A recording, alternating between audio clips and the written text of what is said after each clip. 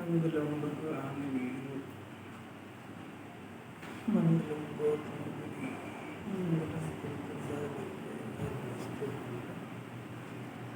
सर्वमंगलम मांगल्यम सर्वकल्याणकरं प्रधानां सर्वधर्माणां जयं शास्त्रम् नमस्ते साराय स्वामी गुरुदेव चकास्तां चित्सदाय सर्वान्तरक्षणे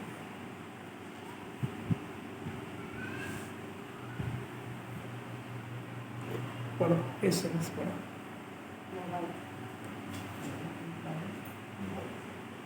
नहीं मोबाइल नहीं किसी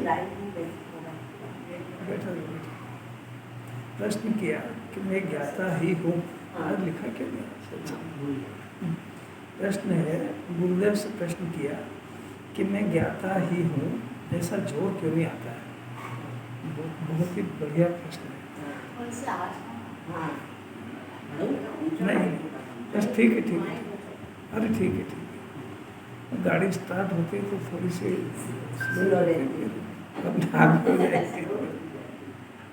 गुरुदेव से प्रश्न किया कि आप इतनी ज्ञाता की बात करते हो तो मैं ज्ञाता ही हूँ ऐसा मेरे को जोर क्यों नहीं आता है एक बात और दूसरी बात वो जोर कैसे आया ऐसे दो प्रश्न है इसके अंदर। अब ये प्रश्न होना भी बहुत मुश्किल बात है।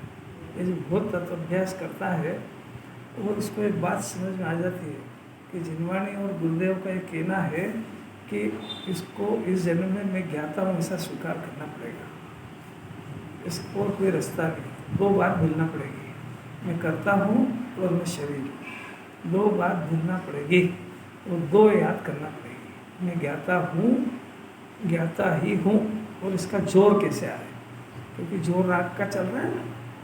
ये दो प्रश्न है, पहले प्रश्न समझ में आएगा तो उत्तर समझ में आएगा। क्या प्रश्न है?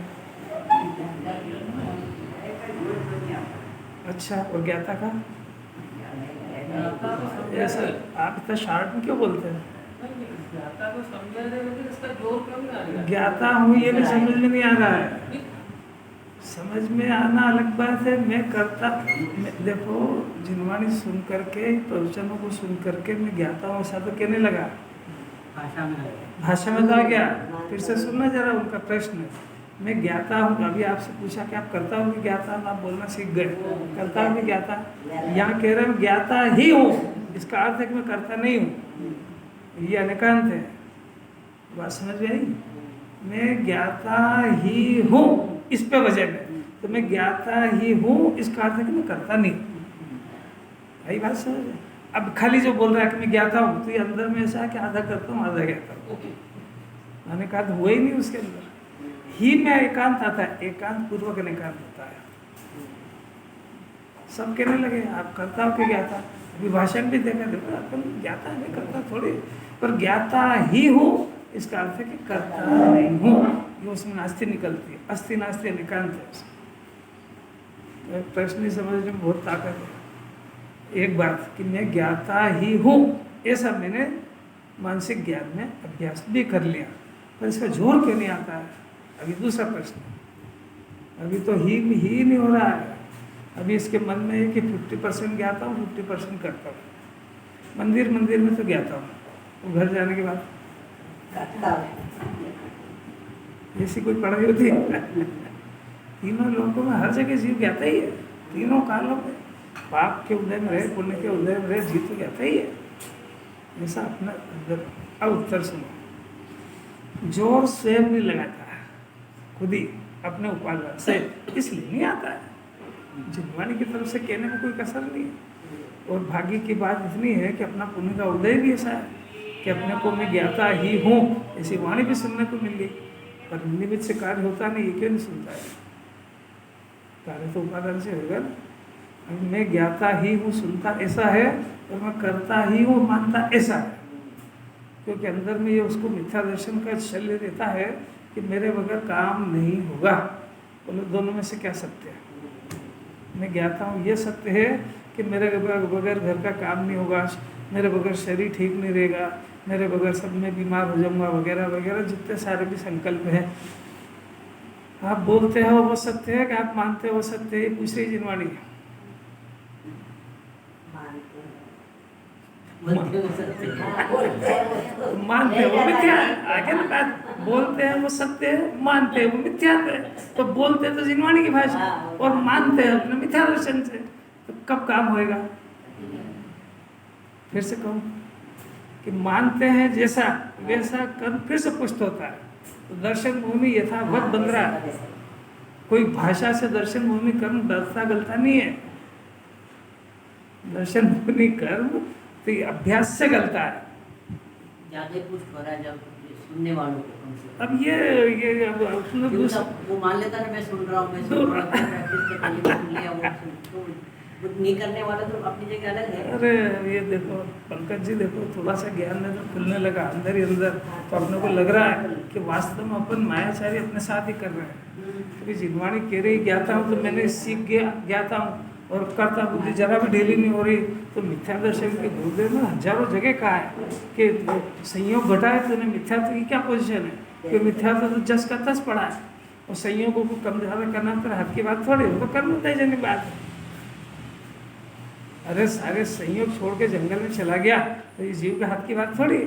तो संयोग को किसने कम ज़्यादा करा, वो भी अपनी मान्यता में। मिथ्या दर्शन कैसा है कि वो तो एज इट इज है। मिथ्या दर्शन माने पर द्रव्य की कर्ता बुद्धि, शरीर और राग की अहम बुद्धि। अब वहाँ तो अब अपन इसलिए नहीं कह सकते कि उन्होंने 5 इंद्रिय के विषय छोड़ दिए, इसलिए अपन नहीं कहते। पर वो अंदर में तो जब अब तक आत्मा का सुख नहीं आया तब तक प्रकृति की सुख बुद्धि पड़ी हुई है, अभी दबी हुई है। दो ही में अंतर लगा, इसी को मिथ्या तो कहते हैं। जिनवाणी ये पूछते हैं मिथ्या की क्या पोजीशन है, ये कहता है इतना याद कर लिया, इतना संयोग कम कर दिया, इतना त्याग कर दिया, इसको रखो एक तरफ, हम पूछ रहे इसका जवाब दो।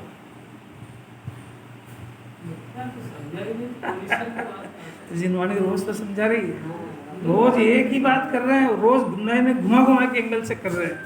अब इसको ऐसा लगेगा स्थूल रूप से रोज ही तो एक ही बात करते, रोज दिन हर तरह की अलग अलग सर्जरी है। यहाँ तो उपादान से कह दिया, जोर स्वयं नहीं लगाता है इसलिए नहीं आता है। उदाहरण दे रहे हैं कि संसार के प्रसंगों में कितनी रुचि और उत्साह आता है। संसार का तो कोई भी प्रसंग हो तो कूद कूद के करता है? बच्चे की पढ़ाई के लिए कितना जोर लगाता है, और उसको पाठशाला भेजने के लिए नहीं, कितना उत्साह आता है। धन कमाने में कितना उत्साह आता है, रोटी छोड़ देता है काय के लिए, धन के लिए, और धर्म के लिए डबल खा जाए।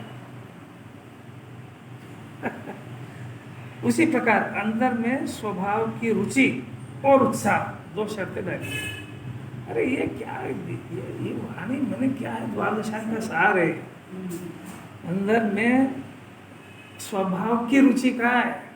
इसका अर्थ है कि धन की और कषाय की अरुचि चाहिए, और इसको कषाय की रुचि चल रही है अंदर में, और अंदर ही अंदर धन की भी रुचि पड़ी हुई है। बाहर धन कितना है ये कोई जरूरी नहीं है, तो रुचि काय की है कि मेरा मान भी खंडित नहीं होना चाहिए और मेरे को धन और चाहिए। ये अंदर में इसने बहुत जबरदस्त पकड़े, इसका नाम मिथ्या दर्शन। यह हलती नहीं है, ये स्वभाव के बल पे जाएगी। रुचि और उत्साह आना चाहिए। ऐसा मरे मरे मन से सुनता है कि उदास होके बाहर संयोग की कोई बात आए तो बड़ा प्रसन्न हो जाता है एकदम के, मेरी तारीफ कर रहे हैं। अगर कोई वहाँ तारीफ पता लगे इसको मेरी तारीफ कर रहे हैं तो कान भी उधर चले जाते, भले ही यहाँ खड़ा, और फिर खोद के पूछता है मेरे बारे में क्या बोल रहे थे। आपकी बात नहीं कर रहा हूँ, व्यक्ति भी अपने बारे में बोलता है। ऐसा उत्साह उसको, और जिनवाणी सुने तो उत्साह ही नहीं आता उसको। अब देखो बात कुंकुंदाचार की बहुत गंभीर बात कर रहे हैं। कुंकुंदाचार ये कोई अलौकिक, कोई सब जन्मों का पुण्य का उदय फल गया जब कुंकुंदाचार की वाणी, सिमंदर भगवान की वाणी साक्षात न हो तो भी वो वाणी वही काम करेगी जो उनकी साक्षात उपस्थिति में होता है। तो उन्होंने महाअमृत वर्षा करके, बहुत करुणा करके, निर्जरा अधिकार के अंदर चौथे और पांचवें गुण स्थान वाले जीव को निर्जरा किस तरीके से होती है और वो भोग में रहता है। बार बार कह रहे हैं कि भोग और उपभोग में मुनिराज नहीं रहते हैं, इसलिए मुनिराज की बात नहीं है यहाँ पे। यहाँ भोग और उपभोग चौथे और पांचवें गुण स्थान वाले को चलते हैं। तो भोग और उपभोग के काल में उसको निर्जरा किस तरीके से चलती है, ये प्रकरण चल रहे हैं हर गाथा के अंदर। तो उसमें उनको शुद्धात्मा का स्वभाव और शुद्धात्मा की अंदर में किस तरीके से पकड़ चलती है ज्ञान में, वो सिद्ध कर रहे हैं आचार्य, और हर बार नए नए एंगल से सिद्ध कर रहे हैं। अब ये अपनी ताकत है कि अपन उसको कैसे पकड़े। बात समझ में आई? अब देखना जरा, फिर से देखना जरा। इस ये जो है पेज नंबर 340 श्लोकार्थ को देखना जरा। पेज नंबर 340 इसी के पहले है, 2 पेज पहले, 2 पन्ने पहले। मिला सबको मिल गया? देखना जरा, मैं पढ़ता हूँ। ज्ञानी निज रस से ही सर्व राग रस के त्याग रूप स्वभाव वाला है। मैंने ज्ञानी वो बना कि उसको जो सम्यक ज्ञान पैदा हुआ तो वो सर्व रस के त्याग के स्वभाव वाला बन गया। अभी इसके पहले क्या था? वो सर्व रस के ग्रहण वाला था, मैंने ये भी चाहिए, ये भी चाहिए, ये भी चाहिए। और उसके स्वभाव में जाते अंतर हो गया कि वो जो है 5 इंद्रिय के विषय वो कषाय रहती है और उसके रस के त्याग वाला उसका स्वभाव हो गया, उसको ज्ञानी कहते हैं। अब क्या करा हो कि वो कैसे भी कर्मों के बीच में पड़ा, गजब हो गया ना, वो स्वभाव बन गया उसका। अब वो कैसे कर्मों के बीच में पड़ा हो तब भी वो लिप्त नहीं होता है। अब आचार्य को इतने समय संतोष नहीं हुआ पर पूरा द्वाश का सार आ गया इसमें। कर्म है पर लिप्त नहीं होता है, उदय है पर जुड़ता नहीं है। ज्ञानी है, अज्ञानी कर्म का उदय है वो लिप्त हो जाता है उसमें, जरा से उदय में लिप्त हो जाता है, उसमें लिप्त होता है, आत्मा को छोड़ देता है। ज्ञानी आत्मा को पकड़ता है, उसको छोड़ देता है। क्या अलग की बात है। ज्ञानी बनने की विधि आई, फिर आचार्य को इतने में संतोष नहीं हुआ तो उन्होंने 2 गाथा दी। तो उसके अंदर भी क्या कहा देखो, गाथार्थ में सर्व द्रव्यों के प्रति राग को छोड़ने वाला है, तो कर्म के मध्य में रहा होने पर भी कर्म रूप रस से लिप्त नहीं होता है। ये बात, कर्म नहीं रहे तो आनंद बन जाए, है परंतु लिप्त नहीं होता है, ये कला है। लिप्त नहीं होता है तो निर्जरा चलती है, स्वभाव से लिप्त होता है, कर्म से लिप्त नहीं होता है, संयोग को अपना नहीं मानता है। अपनी भाषा में समझो तो उस पदार्थ को भी अपना नहीं मानता है, उसकी कर्ता बुद्धि नहीं रखता है, उसकी सुख बुद्धि नहीं रखता है, और वो रहते हैं पर 3 काम हो जाने की वजह से उसको निरंतर निर्जरा चलती है। गजब हो गया। अब ये जीव, ये भले ही वहाँ पदार्थ न हो, उपयोग उसमें न भोग रहा हो, तब भी इसके आश्रय बंद होता है। ये आचार्य को कहना है। अज्ञानी सबका त्याग कर दिया, जंगल चला गया, तब भी वो कर्मों से लिप्त होता है और यह सबके बीच में रहा हुआ भी अलिप्त रहता है। ऐसा जिन्होंने इसको कला सिखाना चाहती है। निर्जरा अधिकार चल रहा है, ज्ञानी को निर्जरा बता रहे हैं 4थे और 5वें गुण स्थान में। मुनिराज के निर्जरा का तो कहने ही क्या, वो तो 7 तत्व निर्जरा तत्व है, अनंत भगवान मोक्ष तत्व है, सम्यक दृष्टि संवर तत्व है 7 तत्व के अंदर। बात समझ में आ रही है? अज्ञानी को तो उसका तो प्रयोजन ही विषय कषाय का साधना है। कषाय की पूर्ति नहीं होगी तो हलेगा भी नहीं, वो विषय नहीं मिलेंगे तो जाएगा भी नहीं वहाँ। वो तो पुण्य करता भी इसलिए कि इसके बदले में 5 इंद्रिय के विषय मिले।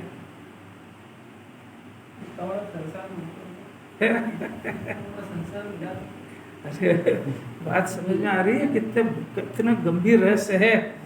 देखो जरा सोचो, अज्ञानी को ये बात तो पता लग गई ना कि जो सामग्री जितनी भी अनुकूल मिलती है, धन वगैरह वगैरह जो भी, इसको पुण्य के उदय से मिलती है।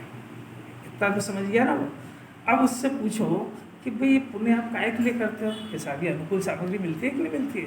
तो अनुकूल सामग्री मिलती है तो उसके आगे नहीं सुना तूने कि उसके भोगने का परिणाम वो पाप है। तो तेरे को पाप के वो पुण्य कर रहा है तो पाप कर रहा है कि पुण्य कर रहा है? कि तेरे श्रद्धांत में तो पाप ही करना लिखा है, कर रहा है। मेरी बात समझ लो, ये काय के लिए कर रहा है कि साहब अनुकूल था। और देखो साहब, पाप से तो बचे ना। अपन ऐसा करो कि देखो भाई खाने में तो पाप लगता है, तो अपन अब पूरे दिन का उपवास नहीं कर सकते, तो अपने काम करो, 2-2 घंटे का त्याग करो। क्या होगा कि 2-2 घंटे का पुण्य होएगा। फिर क्या होगा? पुण्य इकट्ठा हो जाएगा।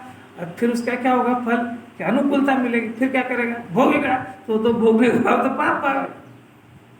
तो पुण्य कर रहा है कि पाप की योजनाएं बना रहा है। इतना कठिन है यार। जो अंदर में करता है उसकी आत्मा छटपटा जाती है उसकी बुरी तरह से। गुरुदेव का विरोध काहे के लिए हुआ? इसीलिए तो हुआ कि उन्होंने ये सब रहस्य खोले कि जो तेरी बुद्धि पड़ी है इसमें तो 5 इंद्रिय के विषय भोग की रुचि पड़ी है, और आत्मा तो पाप पुण्य के भाव से रहित तत्व है। वितराग भाव से सुखी होता है जीव। पुण्य को भोगने से, पुण्य करने से थोड़ी सुखी होता है। और अपन यहाँ सुखी होने के लिए आए, तो पुण्य करने का निषेध नहीं करा है। तो वो ये यथार्थ तत्व को समझा रहे हैं। पुण्य के काल में तू आत्मा को समझने का प्रयत्न कर, पुण्य के काल में पाप को करने का अभ्यास मत कर। कोई बात समझ में आ जाए तो देखो जीव निहाल हो जाए। आगे बढ़े। जो सर्व कर्म सब द्रव्यों के प्रति राग को छोड़ने वाला है, कर्म के मध्य में रहता हुआ भी कर्म रूप रस से लिप्त नहीं होता है। जैसे अब कितना बढ़िया दृष्टांत दिया, सोना कीचड़ में पड़ा हो तो भी लिप्त नहीं होता है, और लोहा लोहा कीचड़ में रहता है तो उसको जंग लग जाती है।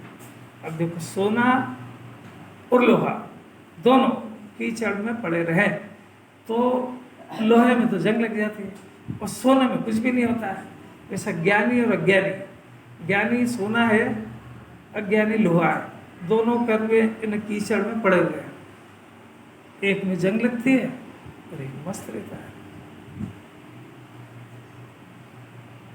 ये ज्ञानी बन सकता है कि नहीं? इसमें जंग लगना कोई जरूरी है क्या? जंग लगना है ना मिथ्या दर्शन ज्ञान होना, मैंने संयोगों के बीच में रहते हुए संयोग को अपना मानने का कीचड़ इसमें लगे और जंग लगे, वो संयोग कीचड़ है, और जंग लगना मैंने मिथ्या दर्शन ज्ञान है।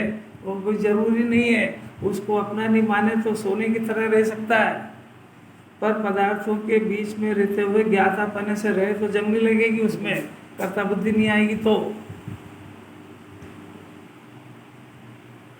5 इंद्रिय के विषय को चक्रवर्ती भोगता है, भोगते हुए भी उसमें सुख बुद्धि नहीं होने से जंग नहीं लगती उसको। और ये भले ही सबका त्याग कर दे तो भी जंग लग जाती है, क्योंकि उसका अंदर में सुख बुद्धि पड़ी हुई है। बात समझ में आई? देखो कितना बढ़िया दृष्टांत है। और अज्ञानी, देखो ज्ञानी तो क्या हुआ कि जैसे सोना कीचड़ में पड़ा हो तो भी लिप्त नहीं होता है, और अज्ञानी जो सब द्रव्यों के प्रति रागी है वह कर्म के मध्य में रहा हुआ कर्म रस से लिप्त हो जाता है। जैसे लोहा कीचड़ में रखा हुआ लिप्त हो जाता है, उसको जंग लग जाती है। कीचड़ मने पाप और पुण्य का परिणाम, कीचड़ मने पाप और पुण्य का उदय। इसमें ज्ञानी और अज्ञानी दोनों रहते हैं। तो अज्ञानी को जंग लगेगी, यानी मिथ्या दर्शन ज्ञान चालित होगा, चाहे वो इसका छोड़ दे चाहे इसमें रहे। और ज्ञानी इसी के बीच में रहे तो सोने की तरह ज्ञान को अलिप्त रखता हुआ अपने जीवन को गुजारता हुआ अंत काल में रचित हो जाता है। अरे ये बात सुनने को मिली, इससे ऊंचा कोई भाग्य नहीं होता है। आत्मा में ऐसा कोई ना तो बड़ा है ना घटा है, जैसे ज्ञानी को जो बोले वो अज्ञानी का बोले, फिर ये ऐसा क्यों हो गया? कितना बढ़िया प्रश्न है। सोचा ना कि ये तो वस्तु स्वरूप समझा रहे हैं कि द्रव्य की तरफ से और गुणों की तरफ से तो सब जीव का ऐसे ही स्वभाव है, और ये हुई इसके त्रिकाल स्वभाव की बात। अब उसके अंदर जो परिणमन होता है ना, वो परिणमन सब अपनी योग्यता के अनुसार होता है। तो अभी ये जो बात चल रही है सम्यक दर्शन ज्ञान चारित्र की जो बात चलती है, ये पर्याय की बात चलती है, और ये पर्याय के परिणमन की बात चलती है। और मिथ्या दर्शन ज्ञान चारित्र चल रहा है, ये भी पर्याय में चल रहा है। तो ये पर्याय की विपरीतता है। अब अपन एक एक गुण का ले लें कि ज्ञान की पर्याय सम्यक होगी तो ज्ञाता रहेगी, मिथ्या होगी तो कर्ता बनेगी। आत्मा का गुण उसका केवलिक और जीव का समान है, पर ज्ञान के पर्याय की स्वतंत्रता है कि वो परद्रव्य को देख करके कर्तृत्व का परिणाम खड़ा करे या फिर ज्ञातृत्व का परिणाम खड़ा करे, ये उसकी स्वतंत्रता है। अभी क्यों हो रही का प्रश्न है कि उसको नहीं सुनना। अपना जीव अब पूछा जाए कि भाई केवली की सभा में हमारा जीव अनंत बार गया, ये तो अभी अपन परोक्ष रूप से सुन रहे हैं जिनवाणी। केवली की सभा में जाकर के तो साक्षात दिव्य नहीं सुनी, वो क्यों नहीं बदला? तो क्या निमित्त से नहीं बदलता? आचार्य ने जवाब दिया कि भाई निमित्त से नहीं बदलता है, और उसकी उस समय की पर्याय की स्वतंत्र योग्यता है, उसको ये बात स्वीकार नहीं है, तो वो भी अपने आप में प्रभु है। तो अरहंत भगवान भी परमात्मा, ये भी परमात्मा, तो इसकी पर्याय को बदलने का उनको कोई अधिकार नहीं है। मानता है तो इसकी मर्जी, नहीं मानता है इसकी मर्जी। जवाब आया कि नहीं आपके प्रश्न का? पर्याय की बात हो परमात्मा बना पर्याय में पैदा होता है, पर्याय में विपरीतता चल रही है, पर्याय का विपरीत होना भी स्वभाव, विभाव रूप पढ़ना भी स्वभाव है, वो स्वभाव रूप पढ़ना भी स्वभाव है। तो विभाव, अभी ये जो अगली गाथा इतनी चल रही है वो मिट्टी शंख वाली, वहाँ यही सिद्ध कर रहे हैं कि ये जो स्वभाव है ये किसी दूसरे के द्वारा नहीं बदला जा सकता है, और एक बार सही हो जाए तो किसी दूसरे के द्वारा ज्ञान भी नहीं किया जा सकता है, क्योंकि इसे पर्याय की योग्यता है। कितना अच्छा है। अब ये थोड़ा सोचे प्रश्न करे ना तो लगता है कि हाँ जिंदा है, तो ऐसा लगता है कि क्या ये सुनता भी है कि नहीं सुनता है, क्योंकि इसकी बुद्धि सब जगह काम करती, यही नहीं करती है बस। यहाँ लगाना चाहिए, क्यों कि भाई देखो अरहंत भगवान के पास भी ज्ञान गुण है, यही ज्ञानी है, यही रोटी खाते हैं। अभी सीता को जो है जंगल में छोड़ दिया, अंजना को जंगल में छोड़ दिया, इतने इतने ज्ञानियों के ऊपर विपरीतता आई, उनका मिथ्या दर्शन ज्ञान नहीं होता है, और हमारे पास 70 के अनुकूलता है वो मिथ्या दर्शन। आखिर उनका आत्मा हमारा आत्मा अंतर क्या है कि आत्मा आत्मा में कोई अंतर नहीं है, ये इसकी पंडन की योग्यता है कि वहाँ इतनी विपरीतता आने पर भी, यानी वो शंख है काली मिट्टी खाने पर भी वो सफेद ही रहता है। और ये तो अभी आगे अभी चल रहा है, अपना सेकंड पैरा ले रहे हैं, उसमें नहीं खाए तो भी काला ही रहता है सफेद। कुछ समझ में आ रही है कि नहीं? शास्त्र वीतनाग के भाव देते हैं, मेरे को वीतनाग समझ में आ गया तो आपकी बात को भी समझ में नहीं आएगी। जो कह रहे हैं उसको समझने का प्रयत्न करो। इधर उधर की बात, अभी जो टॉपिक चल रहा है, ईएनटी के पास बैठे तो ईएनटी की बात करो, कमर के दर्द की बात मत करो। वहाँ अर्थराइट्स वाले के पास जाना, अर्थो सर्जन के पास वहाँ बात करना। तो जब जिन्होंने जिस अनुयोग की बात करेगी उस अनुयोग की पैटर्न बताएंगे। अभी द्रव्यानुयोग की बात चल रही है, यानी वस्तु के स्वभाव की चर्चा चल रही है, और वस्तु के स्वभाव को समझने से ही सम्यक दर्शन ज्ञान चारित्र होगा। कैसी बात है, अब देखो कैसा बढ़िया दृष्टांत दिया। उसके बाद उन्होंने कहा कह दिया भाई लोहा सोना ऐसा होता है। अब क्या हुआ, फिर अगले श्लोक में कहते हैं, जब ये 150 अपना हो गया कि देख इस लोक में जैसा जिस वस्तु का स्वभाव है ना, मैंने एक बार वो ज्ञानी बन गया तो उसका ज्ञान स्वभाव हो गया, रागी था जब तक वो राग स्वभाव था, ऐसा स्वभाव होने पर भी पर वस्तु के द्वारा किसी भी प्रकार से उसके स्वभाव को नहीं बदला जा सकता। इसमें इतना बड़ा सिद्धांत दे दिया कि अपना जो परिणाम अपने अंदर उत्पन्न होता है, इसमें पर द्रव्य और उनका किसी तरह का निमित्त का जोर बिल्कुल प्रभावित नहीं कर सकता है। यानी परद्रव्य की उपस्थिति और परद्रव्य के भोग से अपना मिथ्या दर्शन ज्ञान चारित्र का या सम्यक दर्शन ज्ञान चारित्र का कोई संबंध नहीं है, ऐसा श्लोक में कहा 150 में। इसलिए कहा कि तेरे पास यदि वो पाप और पुण्य का परिणाम हो और या फिर उसका भोग सामग्री का हो तो डरे मत उससे, क्योंकि वो तेरे अज्ञान को जो ज्ञान बना उसको अज्ञान नहीं कर सकते। ऐसा ज्ञानी को भी संभाल लिया और अज्ञानी को कह दिया परद्रव्य के कारण अज्ञान नहीं है, कर्म के उदय से मिथ्या दर्शन नहीं हुआ है और कर्म ने कराया नहीं है, और कर्म के अभाव से सम्यक दर्शन नहीं होता, कर्म कराता भी नहीं है। जो करेगा तो अपने उपादान की योग्यता से करेगा। और निमित्त की परिभाषा बार बार समझा दी है कि निमित्त का नाम अकर्ता है। जब जब भी निमित्त की बात आए तो अकर्ता जानना उसको। तो फिर ये नहीं कहना कि हम अपना पुरुषार्थ करेंगे निमित्त तो अपने आप बन जाएगा। ये भाषा ज्ञान की सूचक है कि जब निमित्त से कार्य होता ही नहीं है तो हमारे कार्य ये करो, ये श्रद्धा करो कि जब इस पर्याय की योग्यता होगी तब काम होगा। निमित्त क्या करो उसमें, जो पदार्थ इसको छूता नहीं है, जो पदार्थ अपनी पर्याय स्वयं कर रहा है, वो इसकी पर्याय को बदलने का अधिकार क्या उसको। हमारे सम्यक दर्शन की पर्याय को केवल ज्ञानी करा सकते हैं कि नहीं? क्यों नहीं करा सकते? क्योंकि उसकी योग्यता के ऊपर डिपेंड करता है। गजब हो जाए ना, अगर वो करा दे तो मार्ग अनंत काल के लिए पराधीन हो जाएगा। फिर तो बहुत सारे प्रश्न खड़े हो जाएंगे कि हमारा पहले ही प्रश्न खड़ा ही होएगा कि ऋषभ देव ने मारीची को सम्यक दर्शन क्यों नहीं कराया। हम तो छोटी मोटी बात काहे को करें। जब वहां वो नहीं करा सके तो उन्होंने वस्तु स्वरूप की घोषणा कर दी कि ये काम नहीं होएगा,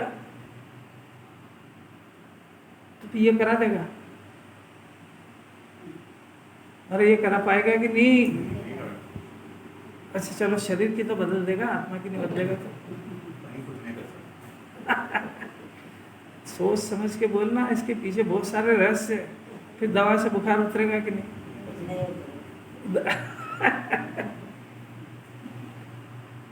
फिर मास्टर से बच्चे को ज्ञान होगा कि नहीं?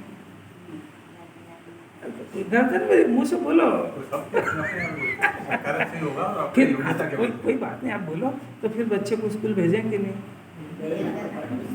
अब वो निश्चय वो बात है। अरे भाई, भले ही भेजो नहीं भेजो, ये प्रकरण उसकी योग्यता के अनुसार वो जाएगा, वो पढ़ेगा। परंतु वहाँ जितने भी विद्यार्थी हैं उनको सबको अपने अपने ज्ञान की योग्यता के अनुसार ज्ञान होगा, टीचर से नहीं होगा। क्योंकि वस्तु स्वरूप ही ऐसा है कि टीचर से ज्ञान होगा नहीं और टीचर के बिना ज्ञान होता नहीं है। इसलिए हम उसको भेजें या नहीं भेजें, ये प्रश्न ही मूर्खता का है। और वो वहाँ जा रहा है तो आपकी कृपा से नहीं जा रहा, उसकी योग्यता से जा रहा है। उसकी योग्यता अगर कॉन्वेंट में पढ़ने की है तो सरकारी स्कूल में भर्ती नहीं होएगा। ये तो अपन ही भाग्य लेके ऐसा आज जो टाटपट्टी में पढ़ के आए नहीं है भाई, हम तो पढ़े टाटपट्टी में और मास्टरों की मार खाते थे। अब ये प्रकरण नहीं है, अभी अपन ये कह रहे हैं कि उसका काम उसकी योग्यता से होता है, तो इतना सिद्ध करना, बाकी उसको उदाहरण का लंबाई मत करो। उसकी योग्यता के अनुसार उसको सारे सहयोग मिलते हैं।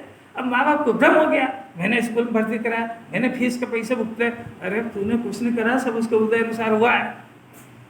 तो तेरे ही काम कुछ नहीं कर सकता है। तेरे को रोज सिखाते हैं कि जब जब जिस जिस द्रव्य में जो पर्याय होती है वो होने योग्य होती है।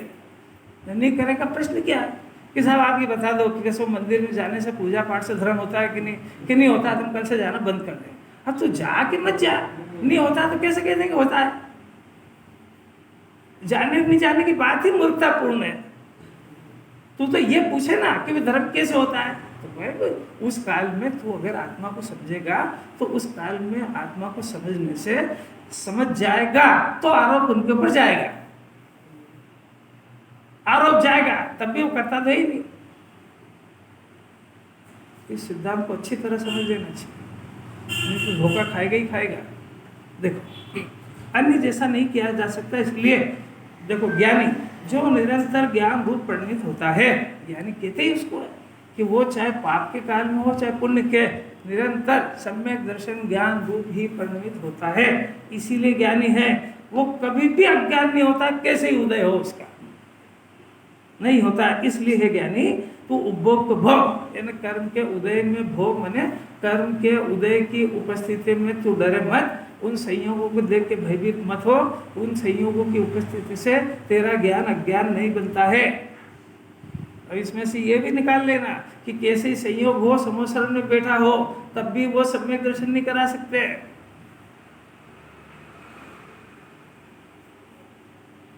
कैसी अपूर्व बात है। उसको लगता है अरे यार पुरानी क्या रिपीट करते हो आप, नहीं चलो ना। अब तेरे को समझ में आ गई थी क्या पहले? अच्छा, डबल सुनने से संस्कार दृढ़ हुए कि अरुचि हो गई? महावीर भगवान की दिव्य खिरी 66 दिन तक नहीं खिर पाई। गौतम स्वामी आए, दिव्य खिरी। अब उस समय में एक सीनियर मुनिराज आचार्य, उनका मिथ्यात्व रूप परिणमन हुआ। किसने कराया? बैठे कहाँ थे मालूम? अब देखना जरा, उनको मतलब उस काला सांप है तो सताएगा, लेके आएगा। तो जरूरी क्या जवाब देना, वहां जाके उठा उसको। बंद कर दे। क्या अलौकिक बात है। तो अब आचार्य थे तो उन्होंने कोई शास्त्र नहीं पढ़े होंगे, इसको बात थोड़ी। तो अब वो आचार्य थे, अब वो ये बात भूल गए। कौन सी? कि जिस तीर्थंकर के काल में जो आचार्य दीक्षित होते हैं वही गणधर बनते हैं, और वो जो आचार्य थे वो आचार्य पार्श्वनाथ भगवान के समय के दीक्षित थे, इसलिए उनमें गणधर बनने की योग्यता नहीं थी। ये बात वो भूल गए और ये जिद पे आ गए कि मैं इनसे सीनियर गणधर हूँ, मेरे को क्यों गणधर के लिए सिलेक्ट हुआ। कोई दिक्कत नहीं। मतलब दूसरे जो पूर्व वाले तीर्थंकर हैं, उनके द्वारा दीक्षित आचार्य गणधर नहीं बनेंगे। हाँ, ऐसा नियम है, वो उन्हीं की सभा में दीक्षित होना चाहिए। और फिर ये भी नियम है कि कोई वहाँ पे बन गए इसलिए उसी जन्म से केवल ज्ञान हो, ये कोई जरूरी नहीं है। तब इनको गौतम स्वामी को हो गया, अब ऐसे कई गणधर हुए, आचार्य हुए। अब ये कह रहे हैं कि उनको इतना ज्ञान था, उसके बाद भी वो ज्ञान लोप हो गया और कशाहा भी हो गई कि मैं इनसे सीनियर था। अब बात तो अपने को ये सिद्ध करना है कि वो सम्यक दर्शन ज्ञान रूप परिणमित आत्मा, और वो मिथ्या दर्शन ज्ञान रूप परिणमित हुआ, तो हुआ तो किसने कराया? प्रश्न ये है। कितना गजब है, इतना समझ जाते तो निहाल हो जाए। इतनी स्वतंत्रता इसको ख्याल में आ जाए कि स्वतंत्रता के लिए रोज नए नए उदाहरण ढूंढ ढूंढ के बताते हैं। देखो अब इतना ये श्लोक हुआ। अब आचार्य अपने को वही शंख वाला दृष्टांत देते, तो उसके अंदर अपनी इतनी बात चल गई थी टीका कि जैसे यदि शंख परद्रव्य को भोगे, खाए, खाता है, वह अज्ञानी की भाषा है, भोगे और खाए। भोगता और खाता कोई भी नहीं है, न ज्ञानी न अज्ञानी, पर भी अज्ञानी उस भाषा में समझता है कि भोगते हैं खाते हैं, तो उस भाषा में आचार्य बात कर रहे हैं। तथापि उसका श्वेतपना, सफेद शंख काली मिट्टी खाए तब भी वह काला नहीं होता है, क्योंकि परद्रव्य किसी द्रव्य के प्रभाव को करने का निमित्त कारण नहीं होता है। माने वो अपने उपादान से, वो शंख सफेद से काला अपने उपादान से, अपनी योग्यता से जब होना होता है तब होता है। वो काली मिट्टी खाए तब भी प्रभावित नहीं होता, खाना बंद कर दे तब भी प्रभावित नहीं होता। इसी प्रकार यदि ज्ञानी परद्रव्य को भोगे, भोगे वो शब्द ऐसे ही लिखा है, भोक्ता वोक्ता नहीं है। भोगने का अर्थ सिर्फ इतना सा है कि इसके कर्म के उदय में ऐसी सामग्री देखी जाती है बस, और खाने का राग भी देखा जाता है, दोनों बातें।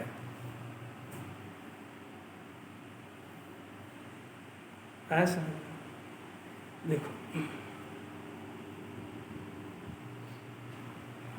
बोलते हैं ना अपन, ये बोल रहे हैं, तो बोलने का परिणाम हुआ। अज्ञानी को भी होता है, ज्ञानी को भी होता है।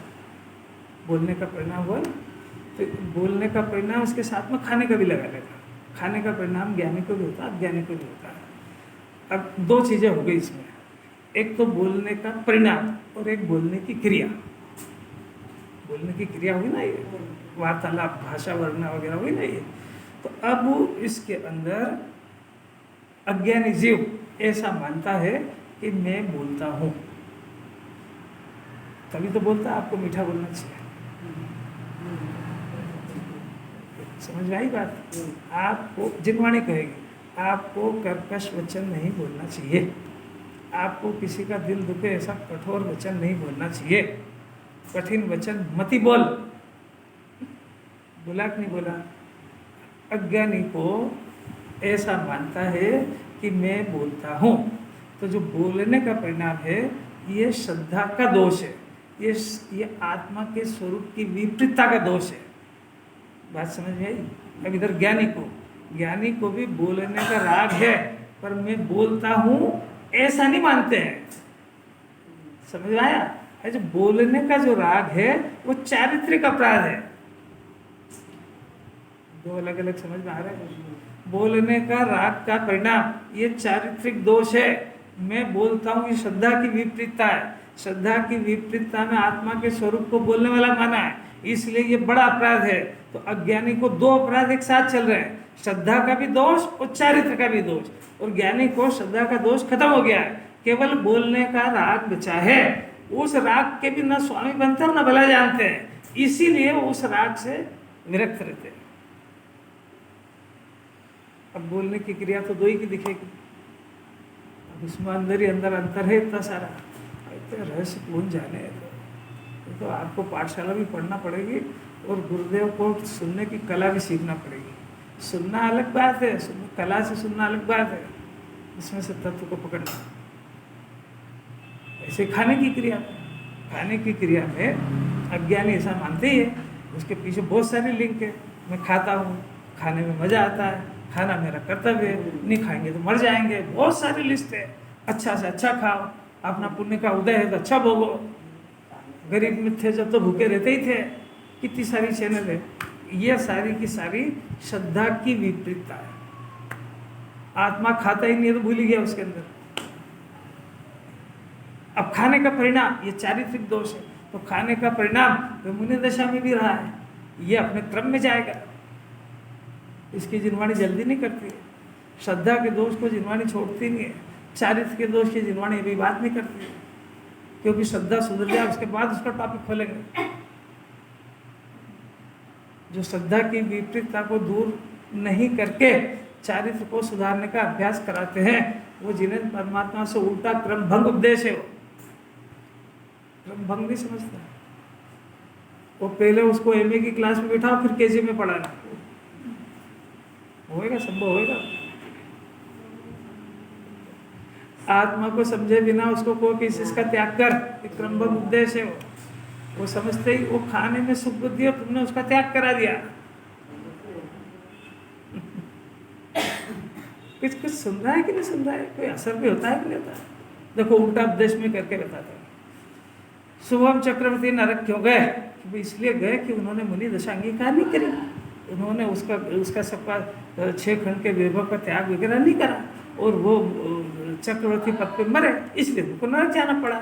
इसलिए क्या करें? इसका उपदेश ये है कि आप लोगों को सबको जल्दी से जल्दी त्याग करना चाहिए, और नहीं तो फिर आपको नरक पशुगति जाने से कोई नहीं रोकेगा। ये उपदेश सबको अच्छा लगेगा, तो भले कोई छोड़ा कि नहीं छोड़ा वो अलग बात है, नहीं समझ, सबको मीठा लगेगा।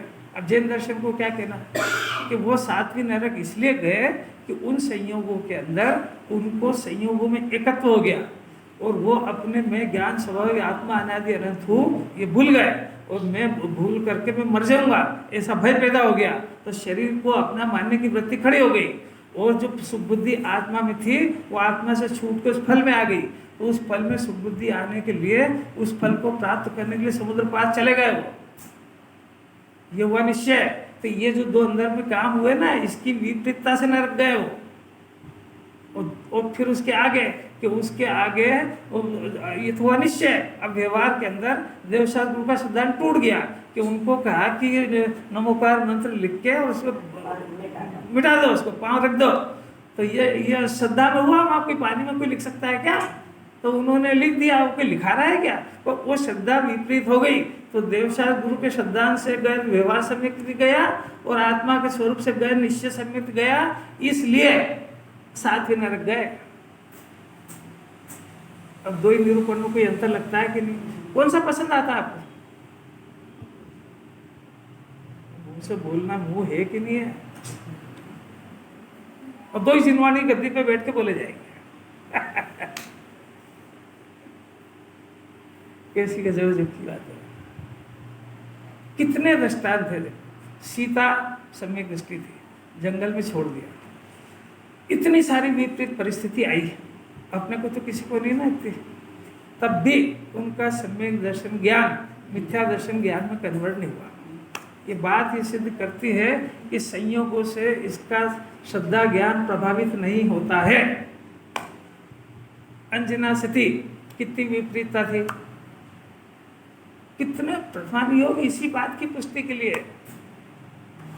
अब क्योंकि इसकी एक शिकायत है कि मेरे संयोग विपरीत है, इसलिए मेरे को, मैं क्या करूं? संयोग मेरे को अच्छे समझाने वाले नहीं मिलते, अच्छे नहीं मिलते कि अच्छे ढूंढता नहीं है। समझ में नहीं आता कि समझना चाहता नहीं है? अच्छा, सबको जवाब पता है इसको। अब देखो यहाँ तक आया, अज्ञान नहीं किया जाता क्योंकि परद्रव्य किसी द्रव्य को प्रभाव रूप करने में निमित्त नहीं हो सकता है।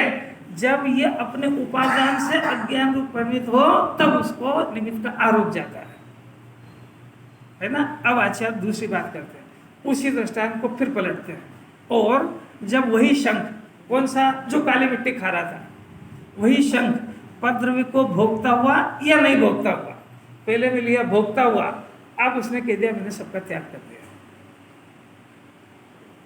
पहले 3 समय 4 समय खाता था, अब सबका त्याग कर दिया, अब क्या होएगा?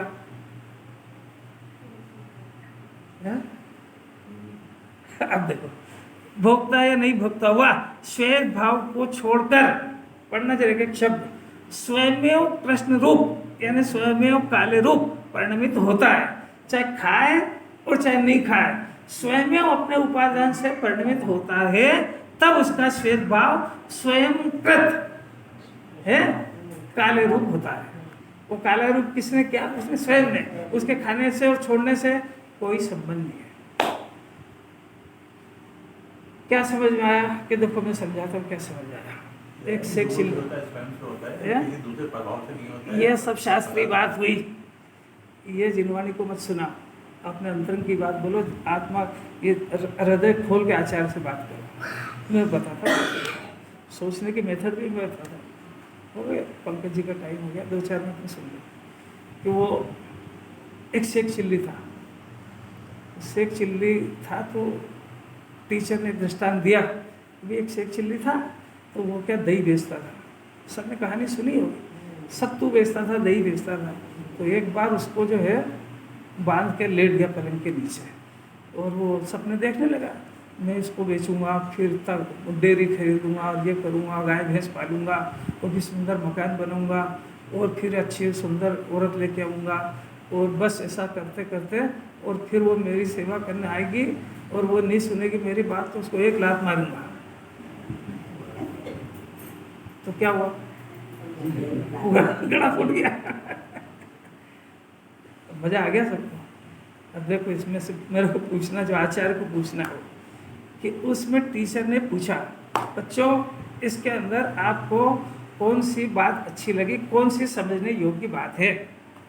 तो एक टीचर था बहुत अपने ही जैसा सभा वाला, ब्रिलियंट, कहता सब मैं बताता हूँ, बोल बोल खड़ा, क्या बोल रहा है कि उस शेख चिल्ली ने गलती करी, वो घड़े को अगली बार 1 फुट ऊपर बांधना चाहिए ताकि वो पाँव मारे तो फूटे ही नहीं। नहीं बात समझ आ गई? अब सब जन हंसे उसके ऊपर।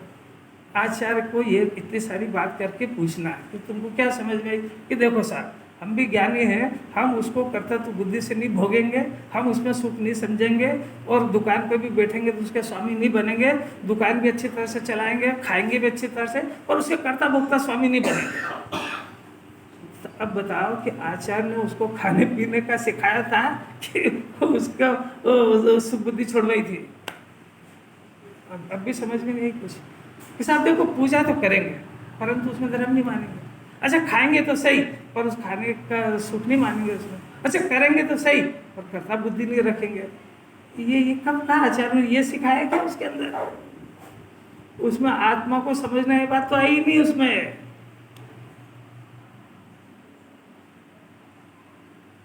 बोलो बोलो बोलो मेरे से बोलो। आत्मा को समझने में तो सब अपने आप छूट रहा है। फिर छोड़ने पे वजन क्यों है? आत्मा ग्रहण नहीं करता है वो सब छूट जाएगा, मतलब उस लोगों को दिखना चाहिए कि मैंने कुछ छोड़ा। अरे आत्मा ग्रहण नहीं करता ये समझो बस। आत्मा ज्ञाता है और अपने कर्ता मान लिया, इस विश्व का सबसे बड़ा अपराध है। ये कुछ खा रहा है भोग रहा है, इस पर जिनवाने को कोई आपत्ति नहीं है क्योंकि ये इसकी भूमिका का राग है। और जिन्हें परमात्मा ऐसा अन्याय नहीं करेंगे कि इसको इसकी भूमिका के राग से दूर कर दे, इसको नहीं यही समझ। बच्चा है तो चॉकलेट टॉफी मांगेगा, खेलने जाएगा, उसको मत रोको उसको क्योंकि उसकी भूमिका का राग है। और तुम क्या चाहते हो कि अभी से तुम्हारे साथ मंदिर में बैठा रहे और कहीं नहीं जाए? तो उसकी भूमिका का राग है। ऐसा इस बच्चे का इसका अज्ञान दशा के ऐसे राग है, आचार्य को नहीं छोड़ना है। आचार्यों को तो उसका प्रिय आत्मा पकड़वाना है उसको। जैसा उपादान करेगा वैसा होगा। ये बहुत बड़ी समस्या है। एक 5 समवाय होते हैं, उसके अंदर एक पुरुषार्थ नाम का समवाय है और एक काल अवधि नाम का समवाय है। और जिनवाणी के आचार्य क्या करें, उनके सामने समस्या है। अगर इससे पुरुषार्थ की बात करते हैं तो ये तत्समय की योग्यता की समझता है, और तत्समय की योग्यता से करते हैं तो पुरुषार्थ को याद करता है। पता ही नहीं क्या समझ में नहीं आता। जब जिनवाणी निमित्त उपादान दो का सुयोग समझाती है तो उपादान को याद करता है, निमित्त को भूल जाता है। जब निमित्त उपस्थिति बताते तो वो कर्ता मान लेता है। लेकिन समझता वो ज्ञान अंदर से आता, करे क्या। श्वेत भाव से स्वयं परिणित होता है। इस प्रकार जब वह ज्ञानी जो अज्ञानी से ज्ञानी बना था वो परद्रव्य को भोगता हुआ या नहीं भोगता हुआ, क्योंकि जगत में ऐसा चलता है, भोगने से तो कर्म का बंधन होता है, पर नहीं भोगने से यानी त्याग से कर्मों का बंधन नहीं होता है। वो कह रहे हैं इससे कोई संबंध नहीं है उसका। नहीं भोगता हुआ या भोगता, फिर होता कैसे कि ज्ञान को छोड़कर स्वयं अज्ञान रूप होता है। और इस पे तो जितनी बात करो उतना इसको देखो समझ में आने लगा, तो इसको मजा आया। पुरानी लिंक से पढ़ा, नहीं तो आगे पाठ पीछे सपाट कुछ समझना करना कुछ भी चलेगी।